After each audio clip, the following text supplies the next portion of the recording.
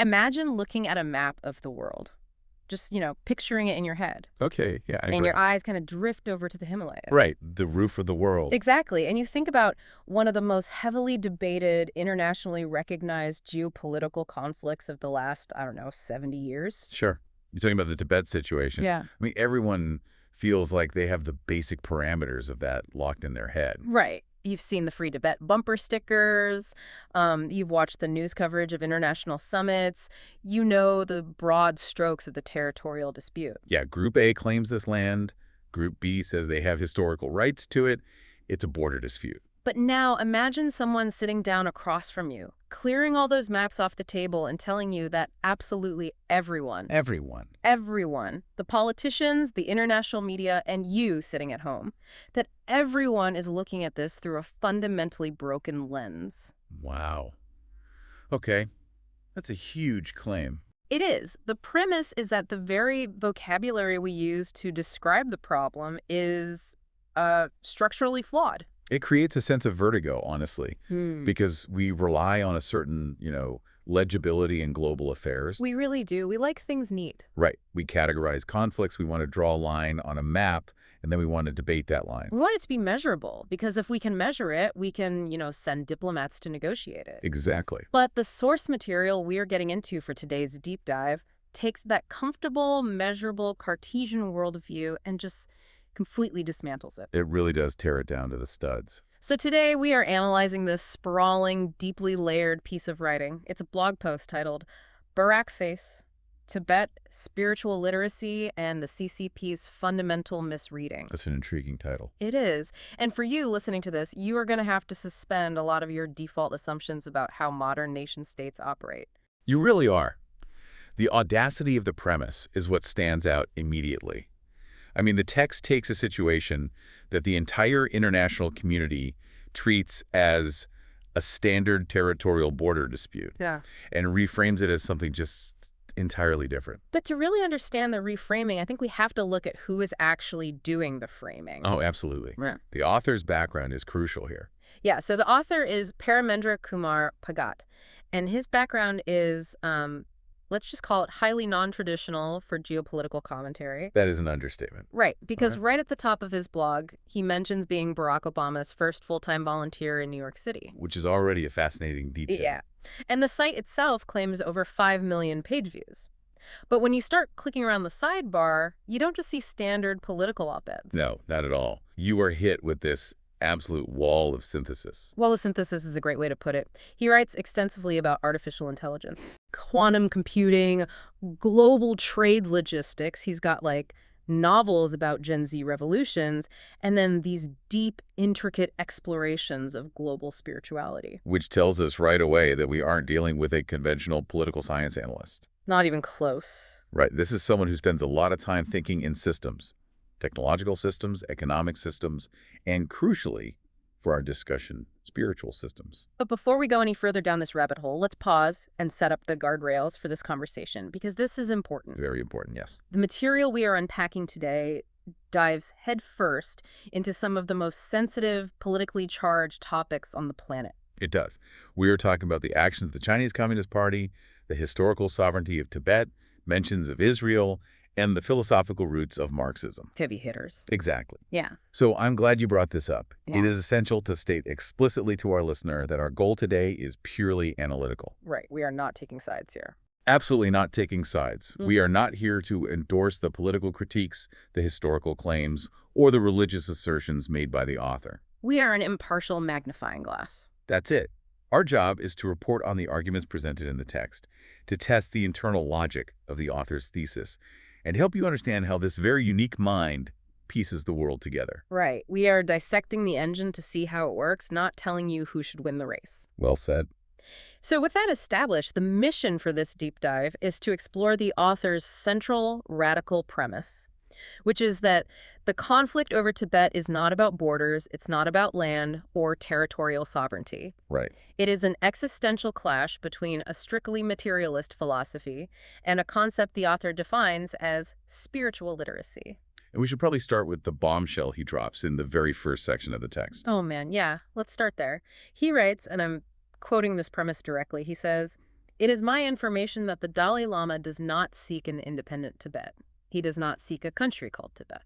I mean, that assertion completely undercuts the foundational assumption of almost every Western news broadcast on the subject. It totally does. The mainstream narrative is almost exclusively framed around separatism.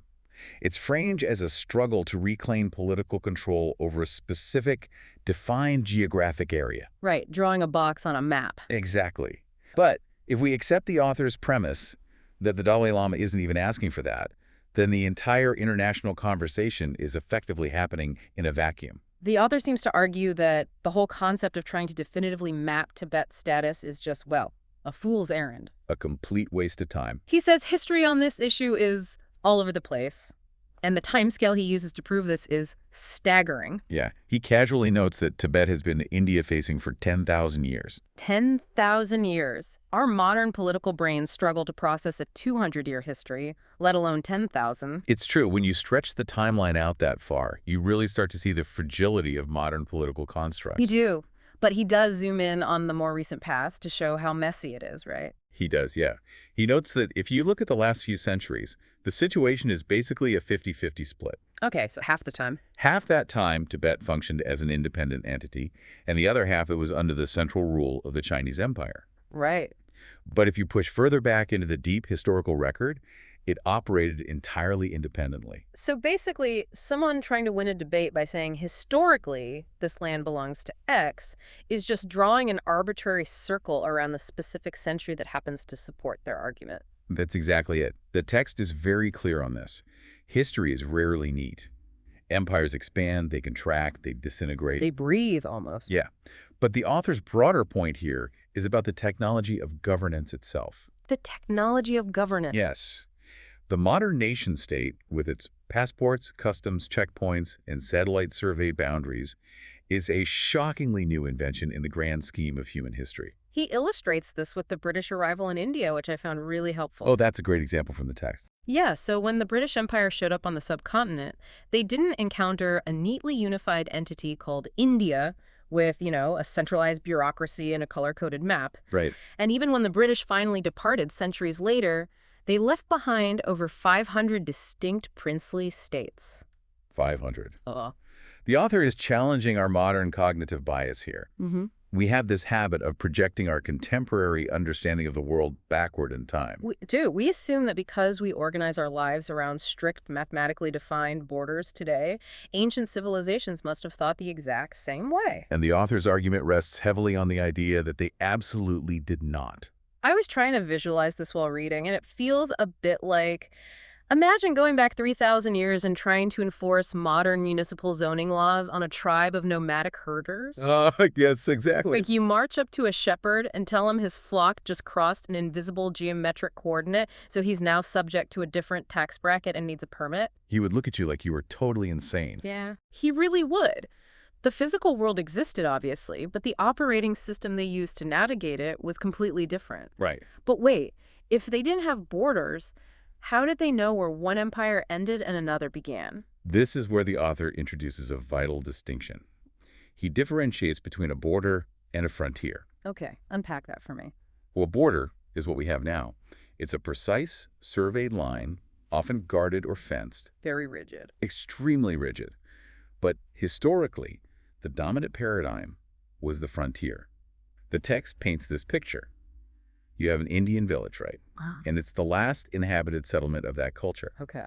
Beyond that village isn't a line. It's an expanse of wilderness, maybe mountains or desert. That empty space is the frontier. Because nobody lives there. So a central government claiming administrative jurisdiction over an empty mountain pass makes zero practical sense. Exactly the author's point. You would travel for days or weeks through that ungoverned frontier, and eventually you would arrive at a Tibetan village. And now you're in Tibet. Right. Now you were in the Tibetan cultural sphere. The transition was gradual and cultural, not abrupt and administrative. That makes so much sense. Civilizations were anchored by cultural centers, trade routes, and spiritual sites, not by the outer edges of a polygon on a map. Precisely. So, if we follow the author's logic here, if the Dalai Lama isn't demanding a modern nation-state, and if projecting our obsession with borders onto this ancient dynamic is historically illiterate, then what is the fight actually about? And this brings us to the absolute core of the text. Let's get into it. The author pivots away from geography entirely. He claims the actual friction is philosophical. Philosophical, okay. It is a clash between a purely physical, materialist worldview and a spiritual worldview. And he doesn't mince words about it either. No, he really doesn't. He describes the Chinese Communist Party's approach to this specific issue as flat-out wrong and relies heavily on the word ignorant. Let's unpack what he means by ignorant in this context, because he's not just using it as a cheap insult. No, it's a technical critique. Right, he's making a specific critique of how the CCP processes information.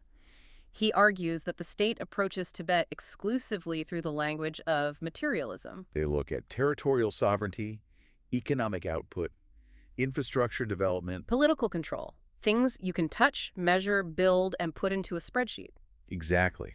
This touches on the fundamental definition of reality itself. How so? The author is positing that asserting the physical world is the only reality, that there is no inner spiritual dimension, is not just a difference of opinion. He categorizes it as a profound state of illiteracy. Wow. The word illiteracy is doing a lot of heavy lifting there. It really is. Because Tibetan Buddhism is built on the recognition of a vast inner dimension of consciousness. It has a continuity of practice that just doesn't fit into an economic spreadsheet. It doesn't compute in that system. The author is suggesting that if you lack the perceptual tools to, read that inner dimension, you are functionally illiterate in the environment you are trying to govern. And he anchors this abstract idea with an incredibly vivid analogy. Oh, the farmer analogy. Yes. He introduces the concept of the illiterate farmer and the book. I spent a long time thinking about this analogy. It's so good. It really crystallizes the whole argument. Okay, so the author describes a scenario where an illiterate farmer is handed a physical book. Right? The farmer looks at it, feels the weight of the binding, sees the paper, notices the black ink marks on the page. He observes the physical property. Exactly. And the farmer concludes that the book is nothing more than wood pulp and ink. His material analysis is 100% accurate. Within his framework, he is completely correct. Right. But because he cannot decode the symbols, he claims that the physical materials are the entirety of the object's reality. He is completely oblivious to the fact that those black marks contain a novel or a history or complex mathematics. The nuance here is that the farmer isn't lying. He isn't being deceptive. No, he is reporting reality exactly as his tools allow him to perceive it. But his perceptual tools are incomplete. And the author applies this directly to the CCP, looking at Tibetan Buddhism. They look at the monasteries, the monks, the traditions, and they see the paper and ink. They see physical buildings that require zoning permits. They see populations that need economic management and institutions that need political regulation. But they completely miss the internal knowledge contained within the tradition. Because they don't know how to read the language of spirituality. Think about the practical implications of that disconnect for a second. If I'm a purely materialist state trying to negotiate with a civilization whose entire operating system is spiritual, how does that even happen? It's a fundamental breakdown in communication. Like, if I'm the farmer, I might look at the book and say, this is great, I can use this paper to start a fire to stay warm. That's a practical material use. Exactly. But the person who can read is screaming, you're burning an encyclopedia. They're looking at the exact same object, but experiencing two completely different realities. How do you draft a peace treaty when the two sides don't even agree on what the universe is made of? You don't. You reach a perpetual impasse. And the text suggests that this philosophical clash reaches its absolute boiling point around one specific issue. Which is? The reincarnation of the Dalai Lama. Okay, yes. This is where the text gets highly, highly specific. It does. Because in the West, when we talk about reincarnation, it's usually watered down, right? Oh, very much so. It's treated as a metaphor or maybe a poetic cultural tradition that we respectfully nod at during diplomatic visits. It's treated like a symbol.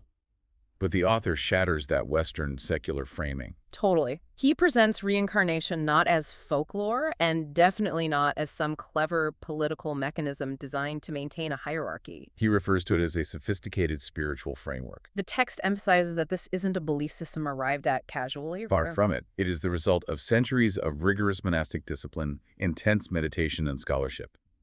He categorizes it as a spiritual science. Spiritual science is such a fascinating phrase. It's very deliberate. Science implies hypotheses, testing, observable outcomes, and rigor. Yes.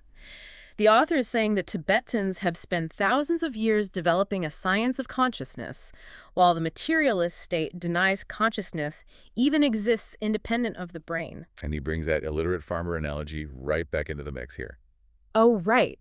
Because the CCP has stated administrative intentions to have a say in the reincarnation process of the next Dalai Lama. They want to manage it. Manage it. The author likens this to the illiterate farmer demanding a seat at the table to debate the quantum physics written inside the book he can't read. The logical contradiction is what the author is trying to expose. It's glaring. The text basically asks, how can you demand administrative oversight of a mechanism that your own state ideology dictates does not exist? If you believe a book is only paper, why are you demanding editing rights to the story? Exactly. He throws in another analogy that is honestly quite funny, but it really underscores the absurdity of it all. Oh, the airplane one. Yeah.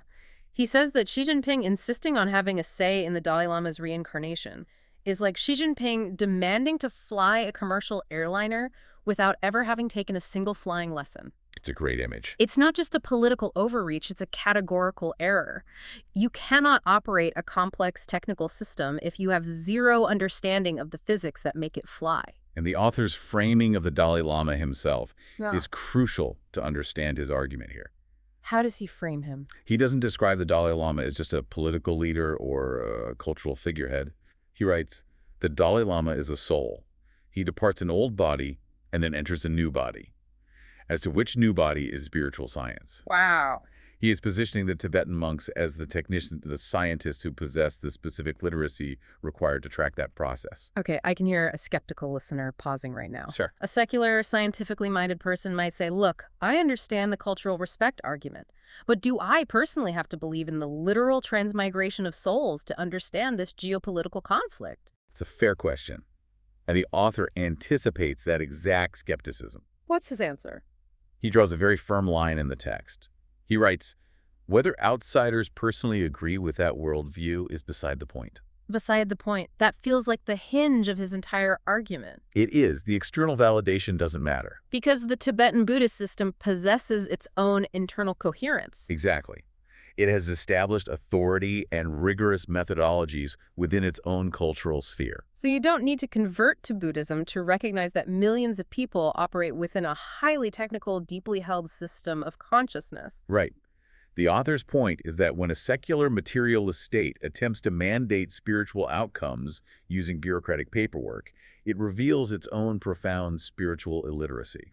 So the author has laid out this massive clash between the materialist state and a spiritual science. Yes. But what's interesting is he doesn't isolate this idea to the Himalayas. No, he goes much broader. He doesn't treat Tibetan Buddhism as a regional anomaly. He argues that this concept of profound inner stillness, this literacy, is a universal thread. He deliberately expands the scope to legitimize Buddhism as a global intellectual framework. And he actually pulls from the Judeo-Christian tradition to build a bridge, right? He does. He quotes the biblical psalm, "Be still and know that I am God." And he immediately follows that up by stating, Buddhism teaches how to be still.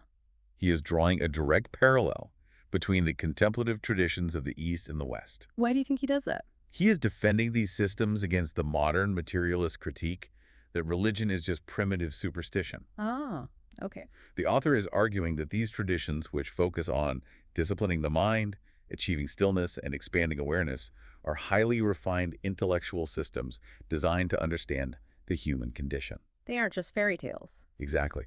And to prove that this isn't just a localized dispute with the CCP, he makes a massive geographical pivot in the text. He brings up the Middle East. Specifically Israel. Right. He points out that it becomes really weird when external powers try to understand Israel using purely physical, material metrics. He actually uses the word asinine. That's a strong word. Very strong. He says it is asinine to try and analyze Israel while ignoring the deep spiritual reality that defines its existence. Okay, but let me jump in and play the ultimate devil's advocate here for a second. Please do. Let's look at this through the lens of pure real politics. Okay. Someone could listen to this whole argument about spiritual science and sacred geography and say, well, that is very poetic. But at the end of the day, geopolitics is driven by supply chains, GDP, and military force. A spiritual concept cannot stop a tank battalion. Material power always dictates the terms of reality. That's the argument. Right. How does the author survive that reality check? Well, the author uses that exact materialist assumption as the target of his critique. He attacks the premise itself. Exactly. His thesis rejects the idea that human civilization is simply a byproduct of economics and military might. He thinks that's a reductionist model. Yes, a highly reductionist model of human behavior. The author argues that historical memory, moral frameworks, spiritual identity, and a connection to sacred geography are not just irrational, decorative leftovers from the past. They are just window dressing. No, they are the actual scaffolding of human societies.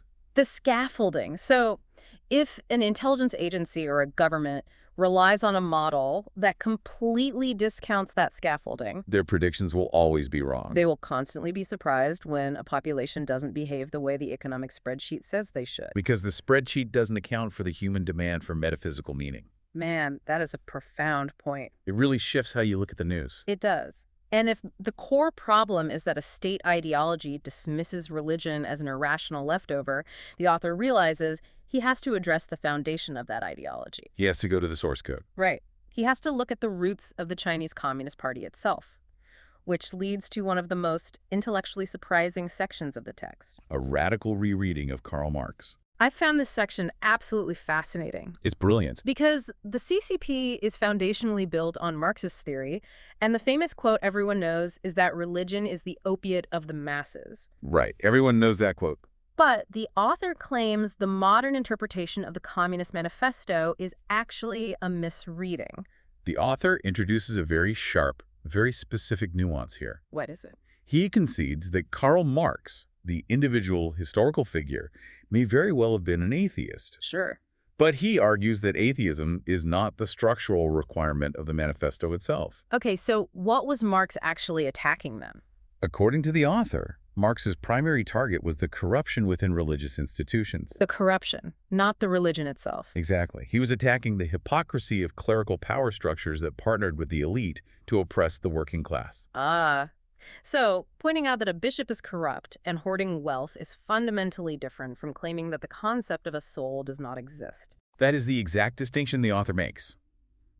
Criticizing the moral failure of an institution does not equate to denying the existence of the spiritual dimension itself. He makes a wild comparison here to Jesus in the Gospels. Oh, the temple analogy. Yeah. The author points out that Marx's critique of religious hypocrisy actually pales in comparison to the critiques leveled by Jesus. Jesus went into the temple and physically overturned the tables of the money changers. Right. He viciously attacked the religious power structures of his era. But, as the author notes, nobody looks at that and concludes that Jesus was an atheist. Nobody would ever make that leap. To put this in a modern context, let's say I write a scathing expose about a deeply corrupt Wall Street bank. Okay. I write about how they are committing fraud, exploiting their customers, rigging the system, all of it. My critique is aimed at tearing down that specific institution. Right. My critique does not mean I am declaring that the concept of mathematics is a hoax, or that the concept of value doesn't exist. That's a great way to put it. The author is essentially arguing that Karl Marx was critiquing the corrupt bank of organized religion, but the subsequent state apparatus mistakenly interpreted that as a denial of the mathematics of human spirituality. That analogy captures the author's logic perfectly.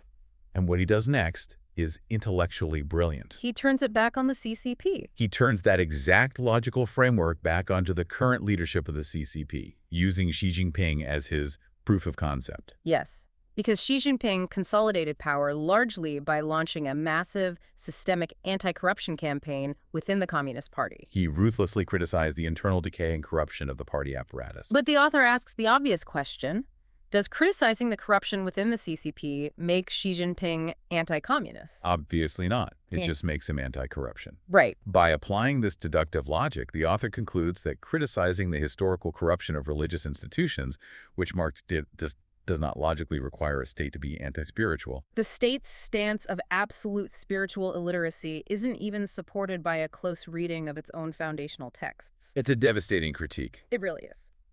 Okay, we are building toward the author's proposed solution to this massive conflict, but we need to take a deliberate pause here. Let's do it. Because we've spent a lot of time talking about ancient frontiers, Tibetan monasteries, and the spiritual failings of Karl Marx. We have covered a lot of ground. And if we stop right here, You might picture the author as, a monk living on a mountain, totally disconnected from the 21st century. Arguing that we should all abandon technology and return to agrarian spiritualism. Exactly, and that assumption would be wildly incorrect. Wildly. When you look at the sidebar of the source text, you see a massive list of books and articles authored by this same person, and it completely shatters that ascetic image. Totally shatters it. This is a mind that is obsessively engaged with the bleeding edge of modern technology and global economics. The juxtaposition is almost jarring. I mean, I'm going to read a few of these titles just to give you a sense of the whiplash here. Go for it. Alongside the writings on spirituality, we have titles like Physical AWS, How the Logistics Cloud Will Reshape Global Commerce and Ignite the Age of Abundance. Which sounds like a Silicon Valley pitch deck. Right. Then we have Lumina AI, The Trillion-Dollar Sun. He has extensive writings on quantum computing, applications and implications. He even writes books that explicitly attempt to merge these paradigms. Oh yeah, like what? Titles like Calcism, The Economic and Spiritual Blueprint for an Age of Abundance. Wow. Or another one, Precigenetics, the technology that lets us watch life think, how photons, cells, and AI may help us cure cancer. Okay, so why does this matter? Why do we care what else he wrote? It's a fair question. Because it proves that the author's argument for spiritual literacy is not coming from a place of Luddite reactionism. Right, he isn't rejecting the material world. At all. When he talks about physical AWS, he's talking about applying cloud computing logic to physical shipping and global trade. He clearly values technological innovation, economic progress, and material abundance. He is a champion of those things.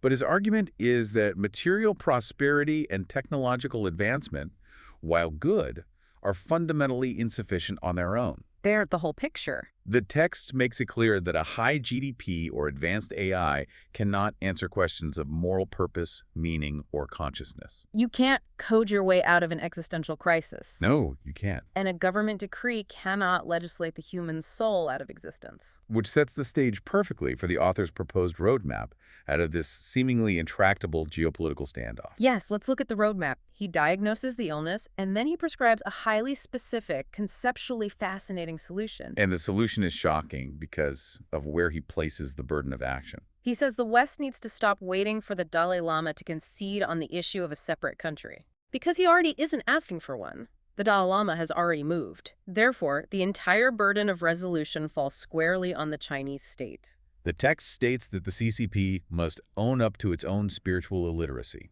To ground this in reality, the author frames this required shift within the context of recent Chinese political history. He points to Deng Xiaoping, right? Right. The leader who architected China's massive economic opening in the late 20th century.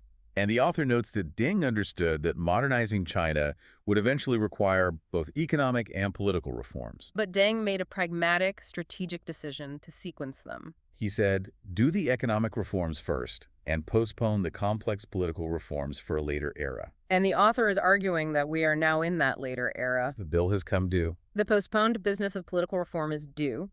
But he argues that you cannot execute meaningful political reform in a multidimensional society using only the tools of materialism. Picking up that postponed work intrinsically requires the state to develop spiritual literacy. And this is where the author introduces a brilliant, inescapable logical trap regarding the nature of literacy itself. I love this part. It's so good. He notes that the CCP's current strategy relies on trying to force or persuade the Tibetans to abandon their spiritual framework and adopt the state's purely materialist view. Right.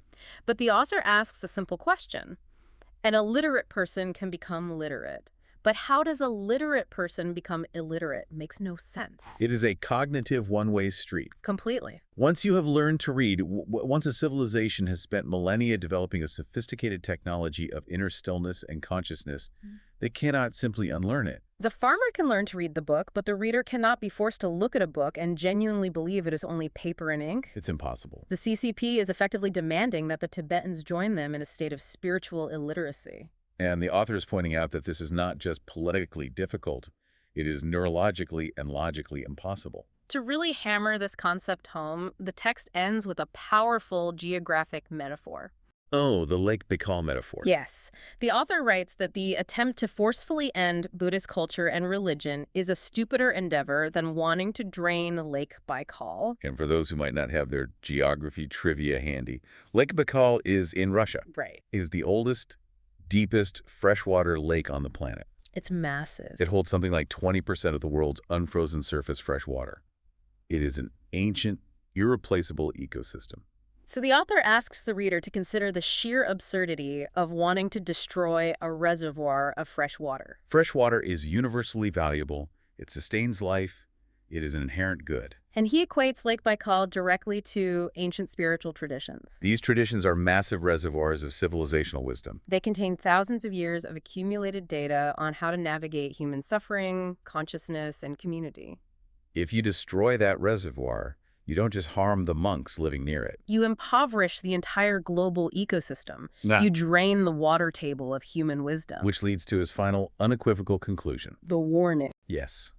The author warns that the situation in Tibet will never, ever be resolved through force. It will not be solved through economic incentives. Or infrastructure projects, state propaganda, or administrative decrees from Beijing. The only viable path forward, according to the text, is for the state apparatus to develop what he calls intellectual humility.